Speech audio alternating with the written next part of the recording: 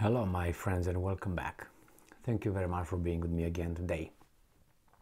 Strategically and psychologically, you don't divulge your real intentions in a fight or in a war. Why? For obvious reasons. You don't want to tell the enemy that you are cornered or you're having a hard time. Because as Sun Tzu said in his book, The Art of War, the art of war is the art of deceiving. So you have to deceive. That's how you deceive. Oh, I'm weak. The guy is open up. Bang, knock him out. That's how you do. But you have to be strong to be able to do that. You can't just fake it. And when you want to do it, you already positioned yourself in a bad situation.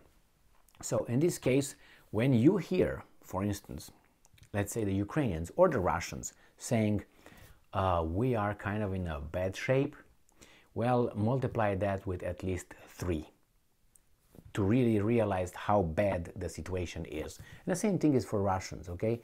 So when I say, the Ukrainians say, well, we succeeded over there, we did this and we did that, then you subtract your, divide it by 3. So when they come and say, we're like this, just, divide it by 3. When they're like this, multiply it by 3. So in this case, we have Zelensky, and he's going to tell us, he's going to tell us the situation in Bakhmut. Bakhmut is one of the hottest points right now, and it has been for some months already, in the whole Ukraine front. And if Zelensky comes out, this weasel, and says, well, the Russians are bad, that means really bad.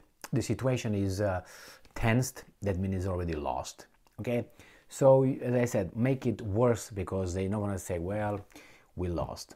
No, they will find a euphemism at that point and say, well, we saved lives by deciding to come out. That's what they did in Mariupol, in Azovstal. I was like, that's a beautiful poetic way of saying we surrendered and we were taken prisoners by our enemies because we lost. But hey, sounded nice for idiots. So let's see what's going on in this little article, okay? So this article comes from Ukrainska Pravda. It is from today, Monday, February 27, 2023. Zelensky says, this, look how serious he is. Russian forces are destroying everything that might be useful to Ukrainian armed forces on the Bakhmut front. Well, that means the situation is kind of fucked up, if you know what I mean. Russian occupation forces are destroying everything that the Ukrainian armed forces might use to secure, reinforce and defend their positions on the Bakhmut front in Donetsk Oblast. All right, well, let's look over the Russians' map. So this is what the Russians, they give their updates. This is Ukraine, this is how much they got out of this. These little bullets, when I do my daily updates of the front, I explain the blue bullets are where the Ukrainians are shelling. The yellow bullets is when the Russians are downing a helicopter or drone or Ukrainian drone. The red ones are when the Russians are shelling Ukrainian positions. And finally, and most importantly, the AK-47s here. These are where troops are engaging one another face to face. Now this is Artemovsk. Artemovsk is the Russian Bakhmut, term for Bakhmut. So this is where we are here, that this little weasel talks about, okay? That, oh my God, reinforced, blah, blah, blah, tra la la. So let's see what the Russians say about what's going on in Bakhmut. I want to make it even bigger right here. You see this little thing on top right here? That's going to come down here. That's the problem. And from the war update that I already gave in my previous video tonight, they said, the Russians said that actually they're about to encircle the Ukrainians here, and all the roads that go into Bakhmut are under Russian shelling control, so they can destroy whatever comes in and goes out. So let's see what the Russians saying about Artemovsk, which is Bakhmut. Fighting is taking place in the city. Denis Pushilin, the acting head of the Donetsk People's Republic, said that after blowing up the dam, Ukrainians, the chances of Ukrainian forces getting into encirclement have significantly increased. All roads, according to this guy, to Artemovsk, Bakhmut, are under the fire control of Russian forces. They also deployed destroyed an ammunition depot of the Ukraine Armed Forces 72nd Separate Mechanized Brigade. So this is what the Russians are saying. Now, obviously, we don't believe what these guys are saying or what this weasel is saying, okay? But what other sources we have? We don't have anybody on the ground to tell us, and even then, you would have a person who's going to be what in the fighting? What his radius of knowledge? 300 yards left, 300 yards right, and that's it. He doesn't know what the hell happens overall. So let's see what Zelensky said, and I'm quoting. I'm constantly in touch with our commanders. We are paying special attention to the situation in the east, in Donetsk Oblast. This is east right here. Donetsk Oblast is right here. This is the situation.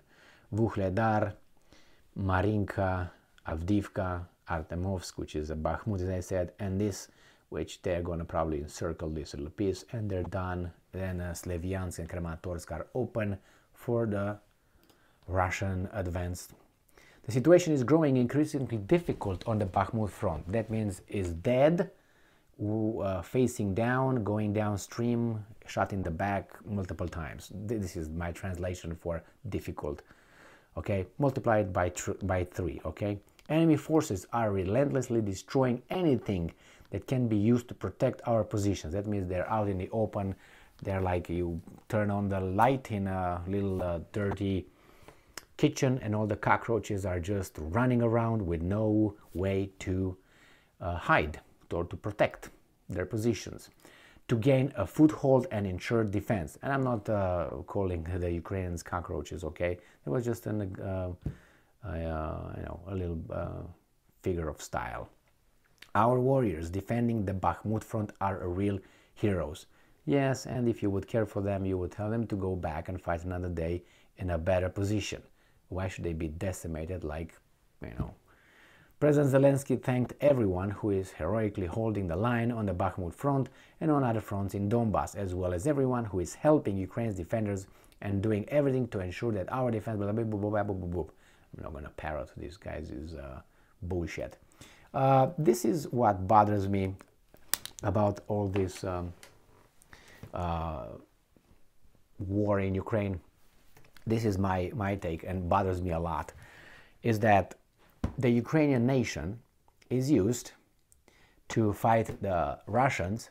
They kill one another, good European nations, for European civilization, cultures, traditions. They fight one another for the interest of others. They really don't care about these guys. I mean, they care about the Russians to get out, and the Ukrainians, on the nationalistic front, they, you gotta, because it's the Russians, and it's not hard to do this with any country in Eastern Europe or in the Central Europe. If tomorrow you want to create a problem between, let's say, Poland and the Baltic states, they can create it tomorrow. Tomorrow, if you want to create a problem between, Hungary and Romania, they can create it today, yesterday. So it's not a decision is not made, because these countries are still under their thumb. That's what it is. And believe me, if any other country would be in their way, they will do the same thing. So this is what bothers me, that I think that other interests, and it's not the United States, the people, it's not the, basically that's what it is, the guys in the United States, but not the people, and not the people like the US, the citizens, the population, and not even the leaders. The leaders are leaders. Jesus Christ, punch me in the face for that. These weasels are doing the bidding of other special interests, which is military industrial complex, which is international banks, which is energy companies, and many others. And they stay in power because they are supported, so they do what they need to do. And we then go and have a vacation in Russia, and these guys are gonna because I have a U.S. passport. Why? Was I involved? No, but they paid those guys through me. That's why don't go to Iran. The Iranian people, and they don't have anything about American people. They have against those guys who are at, in support of from others. That's the problem. This is what bothers me here. And when I see Zelensky, a Ukrainian, and I see Zhmyhal, and I see Reznikov, and I see Yermak, and I see Blinken, and I see Nuland, and I see what's her name, Yellen, the Treasury Secretary of the United States of America, when I see all these guys pumping more, so these two nations fight and die, this is what bothers me. Is I think they fight and die not for their own interest mostly, it's not even mostly, remotely, but for the other ones. That's what bothers me, for other interests. This is what upsets me. So when I hear Zelensky saying, our heroes, hold on, I think to me it sounds like a crime. That's how it sounds. To do what? Does it give a fuck if those guys are going to die in Bakhmut? Those Ukrainians? I mean, it doesn't make sense, not even strategically, to keep them over there to do what?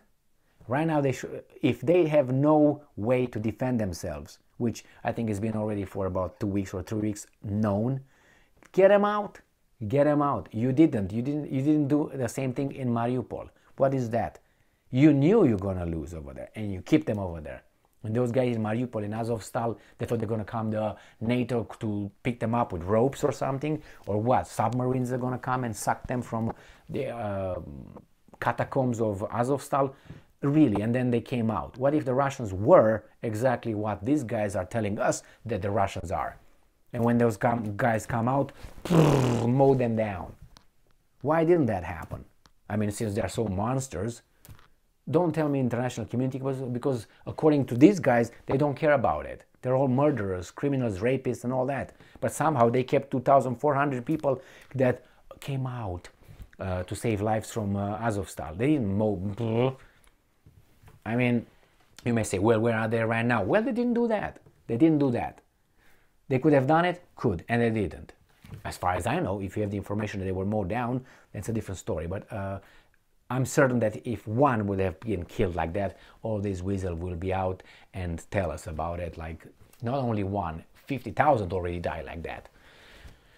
Anyway, man, this is what bothers me. I mean, all these things could have been avoided, but it was not avoided for the same interest. And I'm not, these are the victims. You know what? The Ukrainians and the Russians could have solved this thing. The Ukrainians, very clear, and the Russians could have solved this clearly and nicely. But the same thing. Look at the North Koreans and the South Koreans, how they are. Brothers, not brothers, one people. What they do? The guy, the woodchuck, sends them missiles around the other guys. Why? And in each and every place where things are like this, tension, you find always the same person, the same entity. These guys. How is that? And they argue, they justify it because we're the forces of good. How? Since when? What are you talking about? I mean, I don't have to go, with historical facts and get a chronology of events. When do you want me to start? I can just pick a decade and give you how good the forces of good you were. It's unbelievable. I hate this hypocrisy. I'm not saying, the other ones are saints. No, the ones are. It's the same. If they would have been in these guys' position, probably they could have been. Not probably. It's a possibility they could have been worse, but they're not. So I have these guys. Are they good? I don't think so. There's no good and bad. There's more good and more bad. That's how you measure people. I mean, look at your parents. Are they all good? No, they're not. I mean, if you speak with their co-workers, they might tell you that, your dad is an asshole, or your mom is a whatever going to tell you. And you say, nah. I mean, really. But what can I say? And I'm not talking about your parents. I'm about any parent, because we are human. That's how we are, good and bad. That's just the proportion. And you are more good or you're more bad. You're just evil. Okay, just evil. Never done a good thing, right? No. All right, then go and thank you very much for being with me again today. Stay strong, stay smart, look for the truth, and be just.